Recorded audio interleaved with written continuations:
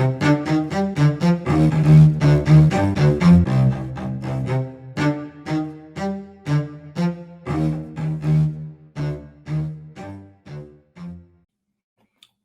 to episode 110 of The Route, presented by White Whale Marketing.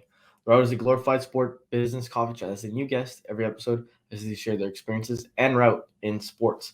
As always, I'm Christopher Nascimento, and let's get started. But before we get into today's guest, which is always what's exciting about these podcasts, we have a few things to cover. So if you're watching us on YouTube, you can see me now. On the top corner here, you can see a couple of logos, and on top of that, you see a username, and that says @TheRouteSports. So check us out on social media, and that's all the platforms. And specifically, if you're listening to this podcast, I'm assuming you have an interest in sports business, and a great way to maybe grow your network or even kind of start it is by connecting with us on LinkedIn, following our page there @TheRouteSports, and connect with myself, connect with potential guests, maybe like-minded people who are liking the post or liking the posts that are shared. So check that out. But we're also on all the traditional platforms like Instagram, Facebook, Twitter, TikTok, all that good stuff. You can check us out there. And if you're curious about YouTube, it's under the White Whale Marketing channel. So that's White Whale MKTG. And we have a playlist called The Route where you can check out all of our video episodes. And building that as well, if you're listening to this, please take the time to subscribe or follow the podcast, right? So we're on, I believe now, 10 or so platforms, and there's YouTube, as I mentioned, but then there's, Google, Spotify, Apple, all that good stuff there where you're able to, subscribe, follow, rate 5 stars, leave a thumbs up, and maybe even leave a review. And all those positive engagements allow us to grow a bit further, and it allows us to maybe even continue having these great guests for you to kind of dive into. So do that, please. And the last thing before we get into our guest, as always, we have a quick message from our friends at BetStamp. Damn it, I lost another bet. I always do this. Why can't I win at least one? Need an edge in sports betting? BetStamp allows you to compare the best available odds among sports books. To get an edge in sports betting, download the BetStamp app and use the code WHALE to get access to all the affiliates and pricing. The only way to get an edge in online sports betting is by having accounts with multiple sports books. Yes. BetStamp. With that now said, we can get into our guest. I'd now like to welcome someone who has worked their way up in the hockey world, President of Hockey Operations and General Manager of the Edmonton Oil Kings, Kirt Hill. Welcome to The Route. How's it going? Doing well, Chris. How are you doing? Yeah, not too bad. Always great speaking to people on the podcast and hearing how they kind of started. So as we were talking beforehand, I think you have an interesting route where I'd love to kind of dive into. But first place to begin is, how do we get here? How did you go from learning and studying at Waterloo to being in the position you're in today? Yeah, I guess going back, I played my junior hockey in the Western Hockey League and my 20-year-old season and in the USHL. And at that point, I'm sure some guests are familiar with, but the CHL is a scholarship program that, for every year you play in the league, essentially you get a year of tuition and textbooks to go on to, a university or a post-secondary program of your choice. So at that time I was being recruited from some universities and across Canada to continue playing hockey and use my scholarship package, to go to one of those schools. And I remember when I was going through that process, I wanted to key in on sport management programs at that time. I knew in some capacity I wanted to work in sports. At that time, if I said I was going to work in hockey operations, I'd probably be lying to you. I thought it was going to be more on the business side. And, when you're going to university, you're thinking about maybe more on the corporate or marketing or, some avenue in that regard. And, so going back to making my choice to go to a university and selecting a sport management program, I really liked the program at Brock University and at Waterloo University. And at the end of the day, I thought Waterloo and the coaching staff there had a pretty good program from that aspect. And, I really had a good connection with the head coach and just thought that'd be the best route for me at that time and the best program for me to get into, obviously, a sport management degree and hopefully get a job after that point. Yeah, no, that makes a lot of sense. And I think that's kind of a great place to start. I'm glad that you're sharing that because I think that's one of the things when whether people are coming out of high school and they're deciding, hey, what program should I enroll in, I guess is the word. But then sometimes too, right? Sometimes people go to university, they're young, they're like, hey, let me just do something that maybe my parents or something that I think makes sense. But once they're actually in it, they're like, oh no, like I got to change this up. So just kind of hearing how maybe you decided and what these different programs look like, I think could be of something of interest. I know you said Waterloo is down to like the coaching and what it was like on the hockey side of things. But what did the program for specifically sports management and business look like at Waterloo? Yeah, so they have a program there, recreation and sport business program that, I thought it was going to give me a good opportunity afterwards to learn different areas of sport management and recreation as well. If I didn't want to specifically go into a sport field, I think it'd give me a good chance to, maybe run a recreation facility or maybe get into more of, collegiate or university business and sports, and maybe working for a athletic department in some capacity. So, that's what really attracted me to that program specifically. And I thought when I went there and I met with some of the professors, I really liked what they had to say about the program. And, I learned about some graduates and some of the programs and job titles that they had moved on to at the time. And again, there wasn't a lot of people that were moving on to hockey operations. I think it's a pretty small percentage really of people that move on from university into hockey operation roles, but there was plenty of, graduates who had moved on to work for Maple Leaf Sports and Entertainment, or, some of those bigger hockey, I guess, areas. If I wanted to work in sports, I wanted to work in hockey. That kind of attracted me to that program for that reason.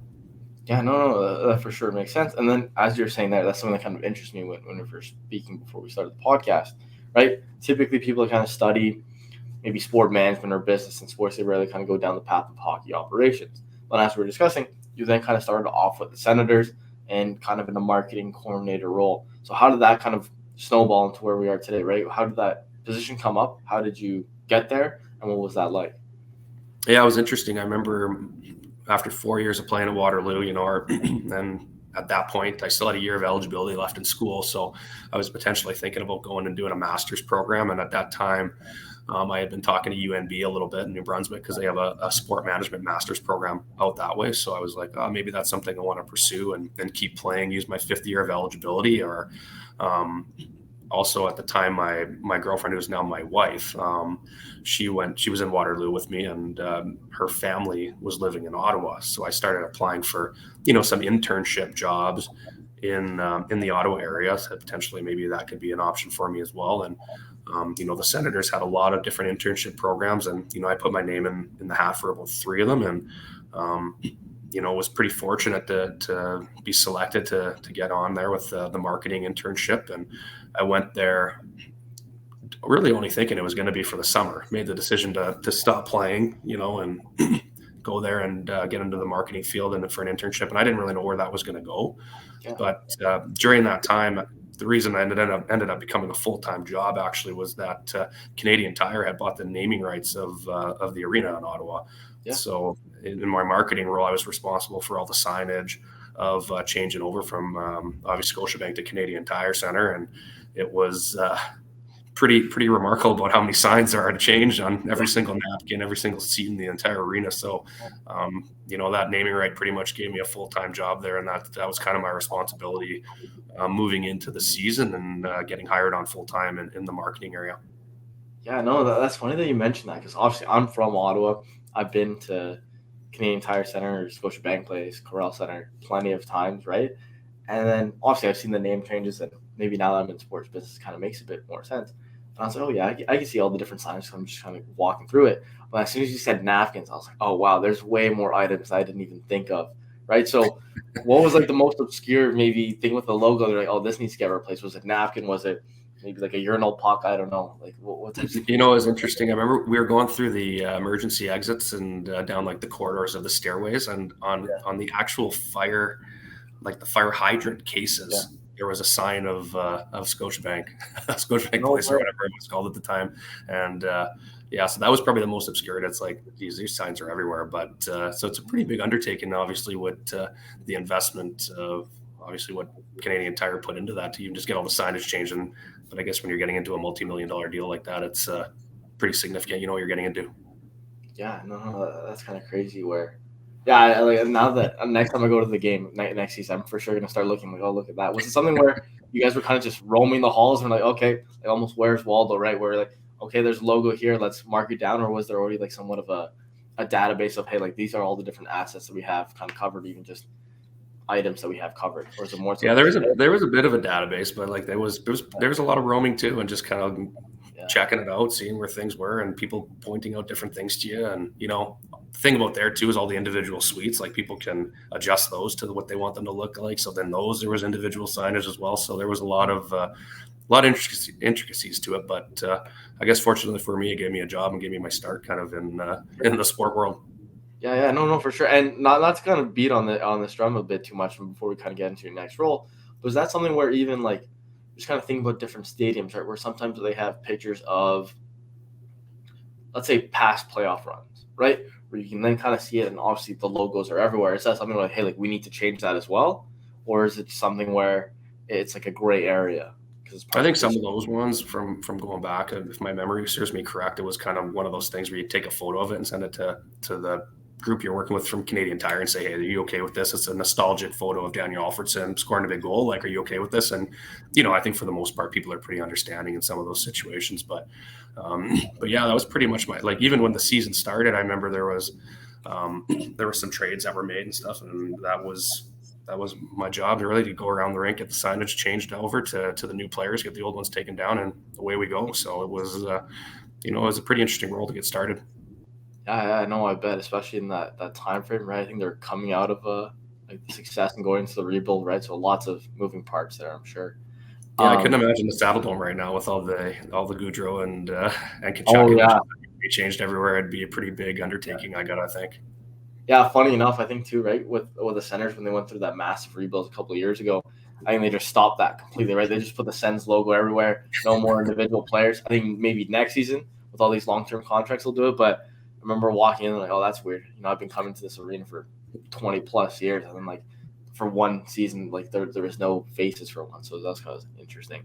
And then kind of moving on from this role at the Senators, obviously you're kind of talking about what that looked, and obviously pretty interesting, right? Where it's not typically what you think of, but how did this position at the WHL come about, and what did that role look like? Yeah, it was interesting. Like I saw the job was posted and at the WHL office to be manager of player recruitment, and I had a really good relationship with the league education advisor at the time. So for all the players from the Western League that use their scholarships, you kind of work with somebody at the league office. His name at the time was Jim Donlevy, who kind of managed all the players and getting them their scholarship packages and textbook receipts and everything. So I just had a really good relationship with him, and I think they really wanted to find somebody who was an ex-player in the league and somebody who had used their scholarship package. So from my experience, I thought I'd be a pretty good candidate for the job. So I put my name in the hat for that, and was fortunate to get an interview and obviously eventually get hired for that role. And it was, it was a pretty quick transition. I think I was in Ottawa for just about a year, almost, maybe a little bit less, like 10 months or so. But, at that time I enjoyed the business side of things, but I'm like, if I'm going to actually take a serious swing and trying to get into hockey ops, it's pretty hard to try to get your foot in the door. And the thing I liked about working for an actual league and working for the WHL itself was I knew I was going to get access to all 22 teams. And, the end game for me, I still got that competitive fire in me. I wanted to work for a team eventually. And, but, to get my start, I knew I needed to look somewhere, and the head office I thought would be a great opportunity for me to build and network so many different relationships. And so that was a huge step, getting that job with the WHL at that time. For sure, no, that's smart. Like when you kind of say it, right? Where I think one thing that's kind of important too, and we've seen different guests I've had as well, where sometimes coming out of school, even kind of starting with your career, you don't have all the experiences, right? And sometimes these jobs are asking for 5 years of experience when it's an entry level role, but maybe even finding ways to use your life, right? Whether you being a former hockey player and becoming a student athlete, and that's kind of a great way to kind of push for a potential job, and then kind of building that on as well, right? Where it's smart to say where you want to access all these different teams, and by going to the league, that's where you're going to have like these warm leads, right? Where you're going in, making these connections, or maybe in the future if you want to kind of get in with one, they're like, hey, like, yeah, I know Kirt, I've worked with him, or I know Jim, right? Like all these different things like that. So that's kind of smart like that. But what did that role kind of look like? And I saw too that you then got promoted within it. How did that come about? What does that look like? Yeah, when I first started there, I was responsible for all the player recruitment, and so primarily what my position was I went around Western Canada and the Western United States, and I would do kind of player seminars and parent seminars and explain the benefits of playing in the Western Hockey League. And my primary thing was explaining how the scholarship package worked, and making sure that families had a true understanding that if you signed a WHL standard player agreement, what you were getting back from the league and why it was such a benefit for players. And sharing my experience at the time of going through and using my scholarship and getting a degree, and that was kind of giving them an understanding of how it truly worked, and showing them that players, not everybody's going to make it at the end of the day, but the WHL does a great job of getting as many players to the NHL or pro hockey as they can. But those guys that potentially don't move on or want to pursue an education, I know the CHL alone is one of the leading suppliers of scholarships in Canada. It's amazing how many players they put through into post-secondary education paid for, and really explaining that financial benefit to somebody, and getting your university degree paid for, and getting a degree, and not having any debt is absolutely massive. So that was primarily my responsibility. And then obviously the recruitment aspect of that is you kind of zone in on those top 20 to 40 players, and really do some more one-on-one meetings with those families, and really try to recruit them to make sure that once they get drafted, once they're selected by a team, they're comfortable to sign their player agreements at that time. Yeah, no, that's interesting. And what you're kind of saying there is something that I've kind of been going down that rabbit hole about, right? Where, working with athletes, that's something that I think is interesting, right? Because as you're saying, not everyone gets to then become, let's say, Connor McDavid, right? Where you're earning these large sums of money and you're set for life, right? Where sometimes maybe even getting to the NHL, that's great. You'll get a great contract at the beginning, but you can't stretch it out for the rest of your life. And maybe same goes for, these junior leagues too, right? Where it's sometimes the end of the road for some players, right? So I was curious, how do those, what would the word be? Those conversations go at the seminars, right? When maybe it's kind of the first time where that reality is kind of hitting some of these families or players where, hey, this could be the last step. This could be your last chance of playing hockey. Was it something where they were, in denial, or was it something they were accepting? How does that kind of look? I found with the players that those players are 14 years old. So they're there for the hockey aspect. They're there for the highlight videos. They're there to see, the best players in the WHL. And then the majority of them, 95% of the kids want to play in the league. Like, they're excited about it. They want to play. And, it takes the odd, real mature kid to be thinking that way at 14 years old on, what their life's going to look like at 25 when they finish playing Canadian university hockey at the time. Like, that's tough. But so I think at the end of the day, those seminars are really geared towards the parents and giving them a true understanding of the process and what that looks like to from playing in the Western Hockey League. If you don't make the NHL, you don't make pro, still having the opportunity to go play 5 years of competitive Canadian university hockey in U Sport.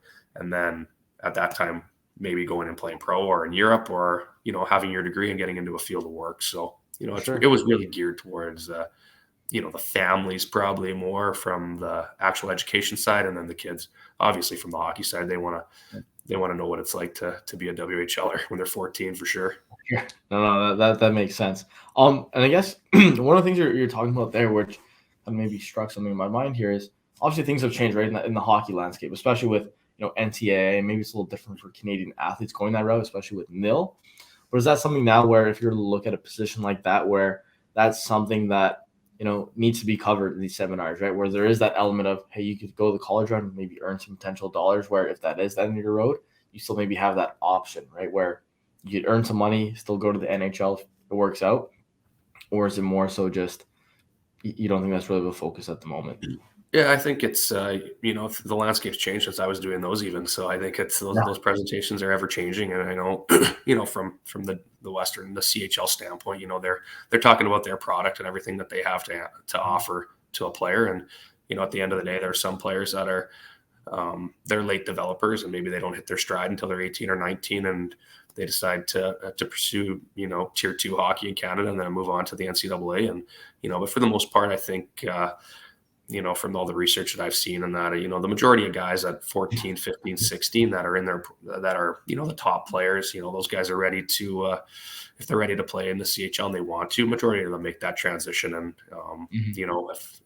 but at the same time, it's a hard league to play in at 16 and 17 years old. And it really shows how remarkable the younger players that come through and have success instantly, like those, a lot of them that have that success usually end up obviously becoming NHL draft picks and moving on to have pro hockey careers. But it's not an easy transition, and that would always be something that I would stress to parents and to players that the CHL is a tough league, and when you enter at 16, you're playing against 19 and 20-year-olds. It's not an easy league. You're playing against the best junior hockey players in the world, so it's tough, but it's obviously there's so much that you learn from it as a player going through that your first year of junior.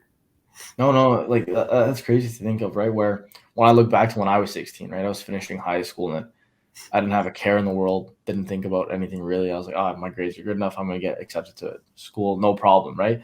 But when you think of, they're essentially doing like a pro like schedule, right, where you're traveling, you're doing school. So thinking about doing high school as well as training, competing, different things like that, that's crazy.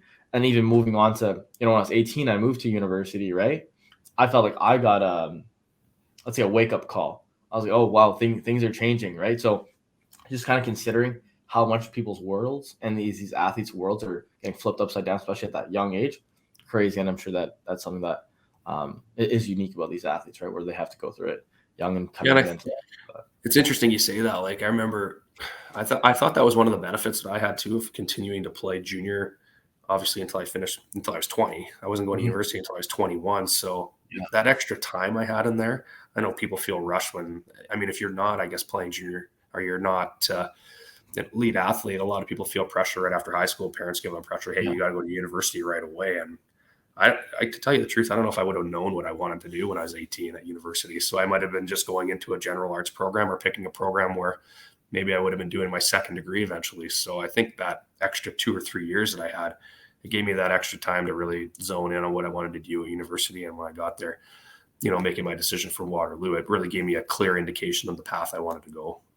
For sure. And that's kind of something we was touching on at the beginning, right? Where let's say people that are listening that aren't necessarily athletes, right? And they're just kind of finishing high school, going to university, there seems to be that fork in the road. Like, hey, like this isn't what I want to do. And it kind of seems like with every guest we kind of have, they kind of get to that point for the most part where when they have to decide, or even maybe during school, they're like, hey, like this isn't it for me, right? Where they go into some type of degree. I'm like, yeah, nope, that isn't it. Where for myself, I was 18, I was like, oh, whatever, I'll just be an accountant. That's safe. That's the way to go. And essentially, once I hit 20, as you're saying, I was like, nope, that's not for me, because I kind of figured out myself a bit at 18, 19. And that's 20, I started getting confident with, no, this is who I am. I'm not, no offense, I'm not a boring accountant in a cubicle, right? So I definitely agree with that. There's the benefit in that where it kind of allows you to have that, like these, let's say, gap years, let's say, right? Where a lot of the successful people we're having on the podcast are like, yeah, I took a gap year, and it really allowed me to kind of take a step back and kind of assess what things look like going forward. Yeah, and I got kids of my own now, and I'll probably strongly encourage that if I feel like they don't really have unless they're 14 and they're like, I know exactly what I want to be. I want to be a nurse. I want to be a doctor. I'm going that route, and that's the end of it. I'd probably really encourage them to take a year to work or take a year to go traveling, and then just, right after high school, just to make sure they have time to really, just grow up a little bit more and really have a clear mind on to be really sure what they want to do, because going to university is obviously a big commitment financially, and for them, just the amount of time you're putting into that. So I think there's nothing wrong with a gap here if you use it the right way. No, I completely agree with that. I guess kind of getting back to your route now. So obviously you work at the WHL, you're working in player development. How does that move on to a position with the Chicago Blackhawks as an amateur scout? How does that come about? What kind of meetings you're having where this opportunity is presented? Yeah, kind of as my role progressed at the WHL, I started actually doing a lot of scouting at the league and running kind of the central scouting for the Bantam draft and assisting the teams with the draft process, and, kind of doing the on-air, TV live stream for the draft with, Peter Lubardius and some of those, some of the play-by-play guys that we had with the Western Hockey League. So, I really got more inclined into running prospect camps for the league as well, combine camps. So it really started to form into an all-encompassing, still doing the player development and recruitment, but doing a lot of more of hockey ops and, hockey development type things in regards to the leagues. So I think with that, I just started to network with a lot of people, and especially people in the scouting industry. And, I got to know some of the head Western scouts for some NHL teams, and some of the area scouts for NHL teams around Western Canada. And, that I struck a relationship up with Chicago and Daryl May. I had done some combine counts, organized them with his son, and really they were looking for a new scout in Western Canada, area scout. And I had some familiarity, interest in the role, obviously. And, was fortunate enough to get an interview going to Chicago and got the position. So ended up being responsible for scouting in all the Tier 2 leagues, the Western Hockey League, and then some of the USHL. I think the fact that I play in the USHL as a 20-year-old really helped me as well, because I had familiarity with that league versus the Western League. And, I think they really liked the fact that I knew what both those leagues really were as a player, and I could kind of cross-reference what, evaluating player versus player from those two leagues. Yeah. And then I guess for someone interested in hockey operations and didn't necessarily have the experience of playing within it, what would you say is the difference between the two, right? USHL versus the Dub or CHL?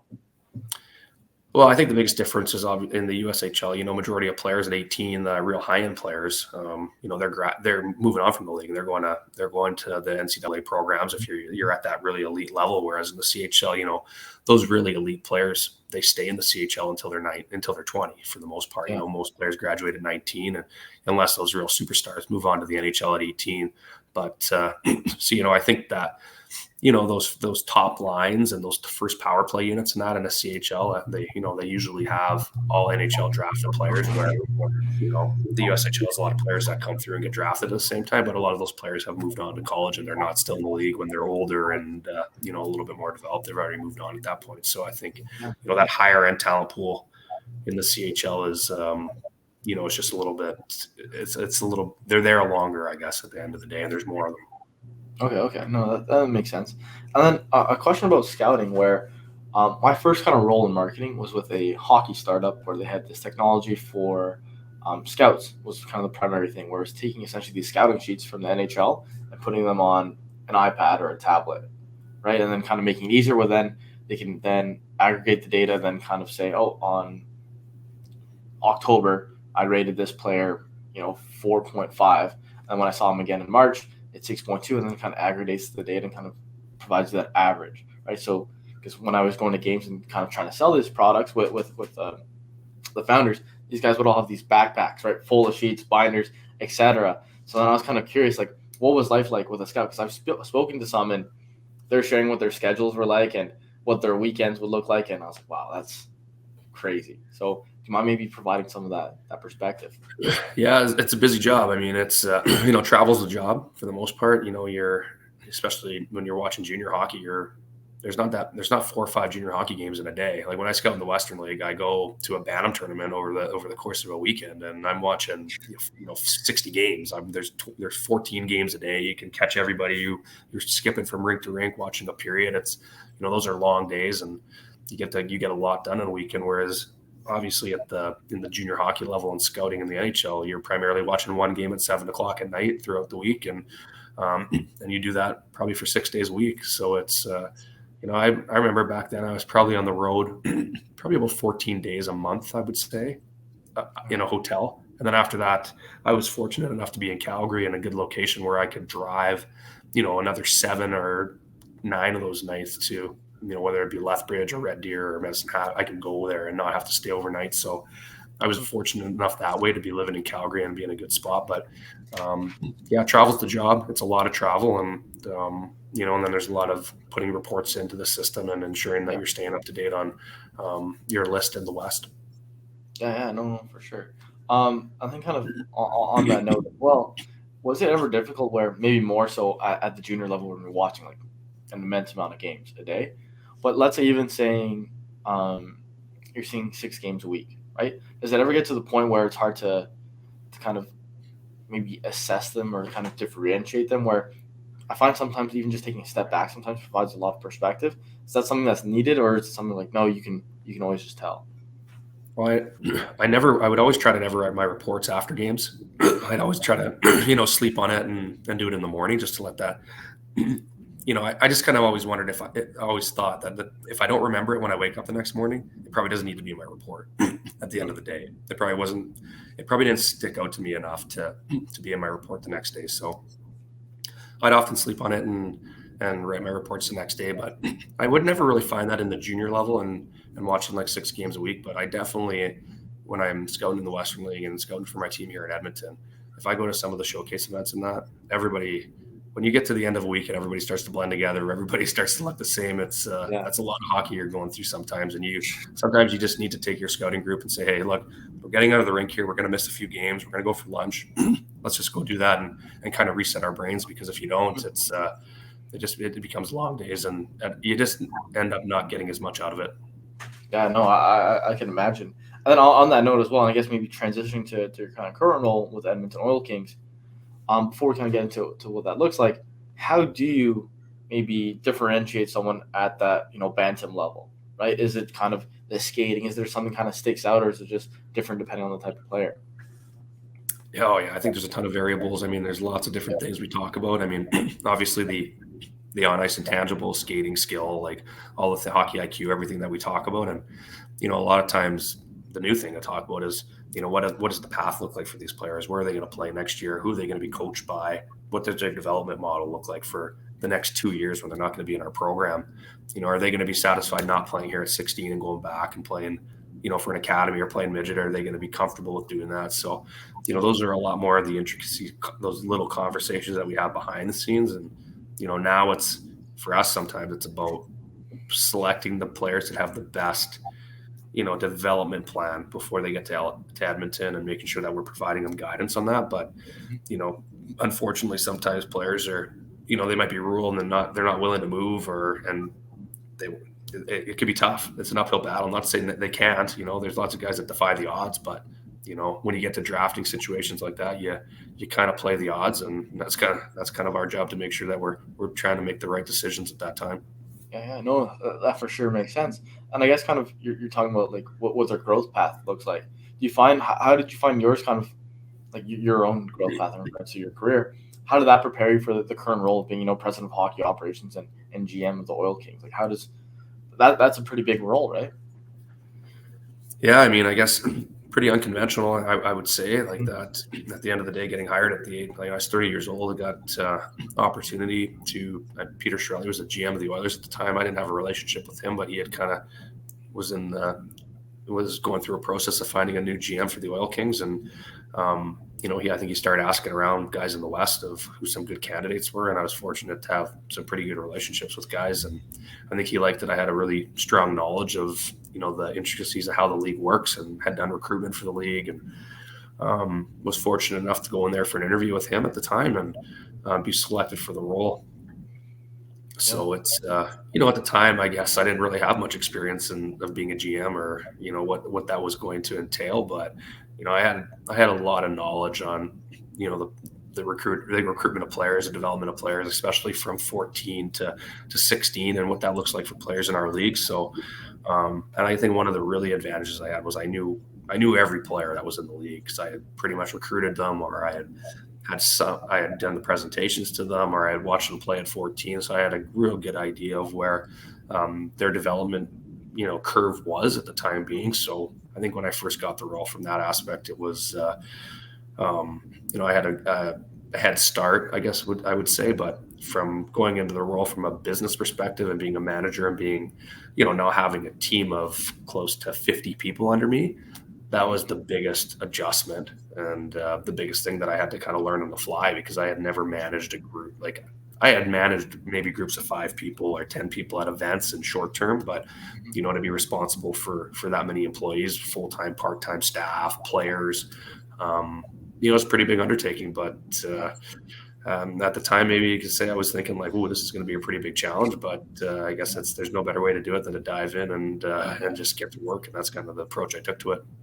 Yeah, no, for sure. And funny enough, I think one of my very first like networking events in sports, I was easily the youngest person there. Everyone else was kind of in their 40s, and I was speaking to a group of people, And that was one of the pieces of advice they kind of shared with me, right? Where they're like, never go for a position that you fit in well already or you're qualified for. Like, go to something that you're maybe underqualified for, but you can kind of grow within. Because then if you go into somewhere where no, it's comfortable, you become static, you're not developing, you're not furthering. But like you're saying, it allows you to kind of learn pretty quickly on the fly, and then you're able to kind of grow and apply that elsewhere. And then now with this current role, before we kind of start looking to the last two questions I have in regards to ending the podcast, what does this role look like, right? Like, obviously the day-to-day isn't like the easiest thing to ask because there's so many different things going on, but what does the role entail and what types of things are you doing? Yeah, so it's interesting. I know people, the outset of looking into what a junior hockey GM does, I think people probably think, wow, it's amazing. Like, you're dealing with the players, you're dealing with trades. Everyone talks about trades, right? The trade deadline, the draft. Like, those are the glamorous sides of the job. Scouting, like, I would say the portfolio is probably 50%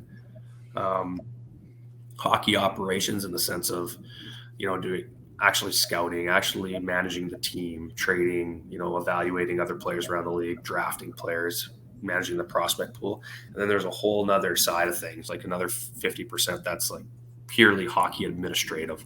And that's, dealing with billet families and where our players live, dealing with education and the players that are in high school and university while they're playing here. And then just all this league administrative work that we need to do, dealing with our import players and their visas and their passports and everything we do to get those and American players to get them to come play here.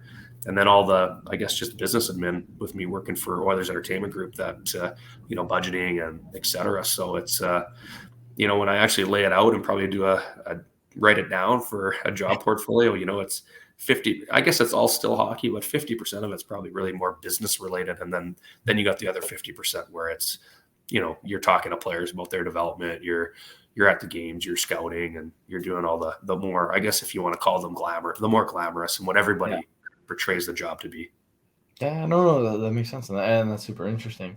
And I guess, so the way I like to end the podcast, right, we kind of went through your whole route, and it's obviously very interesting. But the way I kind of like to end it is two specific questions I like to ask every guest, because I think it's a great way to kind of just put a bow on it and cap it off. So as we kind of went through the whole route, we kind of talked about you going from, junior hockey player, school, to the different positions you had. But I like to say to everyone, I'm sure people are kind of getting sick of this on this podcast, I'm set. I'm going to 103 years old. I'm going to be on a rocking chair enjoying life. And then let's say you're able to get to 103 as well. You're on your rocking chair. What's maybe one story to date? So not obviously sometimes people are like, oh, like the next championship, different things like that. I don't care about the future. I mean, like, what's happened so far in your career? What's one story that sticks out that at 103 you're going to be on your rocking chair like, wow, like I can't believe I got to do that for work. Oh yeah, I guess. Yeah. Well, it's pretty hard. I think that's you probably built the answer in for me, just because obviously here in Edmonton right now we just won a championship, and I know you don't want me to talk about future championships. I hope we win another one, but pretty remarkable. I mean, just with the team this year, and even the roster of players that we had. I remember going in after the trade deadline this year, and I mean, I had like 8 NHL draft picks on the team. Sebastian Cossa, Dylan Gunther, Jake Neighbors, Caden Gooley. These guys are all first round NHL picks. And, you walk around the room and you're addressing the team. And it's like, it's pretty special when you have a group of that caliber in there. And, you just think of those guys progressing on and being able to have a team of that elite caliber and winning a championship and having my family there, my kids and everything. It was a pretty special moment. So I would say as of right now, that's probably going to be tough to top. And, I remember in 2005, I was fortunate to win as a player in Kelowna, a championship, but, I don't think I appreciated it as much as a player when you're 16 years old and you win, but coming here 4 years ago and actually getting to put all these pieces into place, and especially getting through COVID and how hard that was for a lot of people, and then getting the chance to win this year, very, very special. So that would definitely be the cake for me. Yeah, no, for sure. That's great. And then the last question, obviously we just went into in the future, 103-year-old Kirt. I'm kind of going back into the past, maybe Kirt, let's say at 20, maybe about to go into university, ending his junior hockey career, or maybe even just starting the junior hockey career. What's one piece of advice that you've learned, to date? Like, you know what, a younger version of Kirt should know this, or even Chris should know this, or maybe anyone else listening. This is one piece of advice that, has provided me a lot of value since. Yeah, don't be afraid to take risk. I mean, especially in in applying for jobs and to talking with people. I mean, networking. I mean, if you're never going to take risks, like I always think, don't worry about hearing no. At the end of the day, if you hear no, you move on and you try to talk to the next person, try to get the next mentor. I think that's been obviously really key for me. And then networking with the right people and having your name come up in conversations when maybe jobs come available. And I think one of the biggest things too is you got to be, especially in the hockey industry and in the sports industry, you got to be willing to relocate, or else it's really difficult. Because I mean, if you're in a specific city, there's only so many sports jobs in that city. There's so many hockey jobs in that city. So I mean, in my playing days, I was probably a little bit more comfortable doing it just because I had been traded. I mean, I've played for different teams growing up. I was always traveling. So, I mean, that was in my comfort level to do that. But I just look back, like if I never took the job in Calgary at the WHL office from Ottawa, there was lots of uncomfortable pieces to having to move to Calgary, leaving my girlfriend behind. Is she going to come? Is she not going to come? And, there's things like that you got to take risk, and everything's a family decision. I mean, once you have a family, and that gets more difficult, but especially as a young professional, if you're able to be on the move, be willing to do that and look out new experiences, because that's just the way that sports jobs work. They come up, and it might be across the country, but that could be a great experience for you. Yeah, no, for sure. And I think that's kind of the perfect way of why I asked that question last, because it's a great way to kind of end it. But yeah, Kirt, as always, these podcasts, if no one listens, I get a lot of value from these where, this is great to speaking to people like you. But unless there's anything else you'd like to share, thank you so much. It was great. No, I appreciate that. Thanks for having me. It's been awesome. Yeah, no, absolutely. Well, that wraps up 110 episodes. Wow, that kind of impressed me there. But yeah, that's it for this week's episode of The Route. Stay tuned for next week. And as always, we're going to have another exciting guest just like Kirt. So thank you again, and tune in next week.